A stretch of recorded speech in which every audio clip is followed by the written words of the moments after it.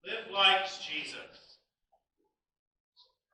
How is that even possible? How dare someone ever say that we could be like Jesus? I want to talk to you about how we can live like Jesus as one of our core values as a church as we begin this series of going into the different parts of what our core values are. Today we're going to talk about live like Jesus. How is that possible? How can someone be like Jesus, who is perfect, who is sinless?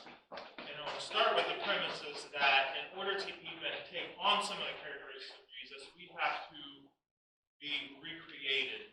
We're born into this life with sin, separated from God, and so there's no way in the world possible coming into the world like that we're even able to take on to those characteristics unless that is washed away. And so I want to start as the answer to that, to live like Jesus, is first is to be in a relationship with Jesus. And then as we're in that relationship, we're able to grow, and the Spirit helps us take on those characteristics.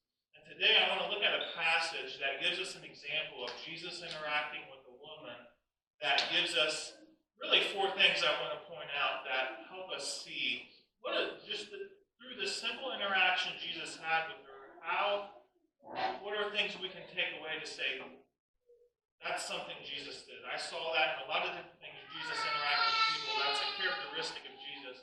And that's what we're talking about as a church. To live like Jesus is, we're not saying we expect as a body and as a church to be perfect and sinless, but we want to value to take on the characteristics to be like Jesus. And so I want to point out four characteristics that I feel like really Jesus does strongly, but also that I think we grasp well as a church, and we want to continue to grow in that. This passage is found in John chapter 4. It's called The Woman at the Well. And Jesus is having this interaction as he's journeying. He journeyed a lot as you read the New Testament. He's taking his disciples and journeying through different things. And he actually goes out of his way to stop by this town in Samaria and to visit this woman. And it's in the middle of the day. It's hot. The disciples decide to go off somewhere, and Jesus begins to have this interaction that I want to point out and kind of go through as we move forward. So in this interaction, we look at John chapter in verse 4 and 29. Verse 4, it says, he had to go through Samaria on the way. Eventually he came to a Samaritan village of Sychar near the field of Jacob and his son Joseph. Jacob's well was there, and Jesus tried from all the long walk, sat wearily beside the well at noontime. Soon a Samaritan woman came to draw water, and Jesus said to her, please give me a drink. He was now alone at the time because the disciples had gone into the village to get some food. The woman was surprised that the Jew would have anything to do with the Samaritan.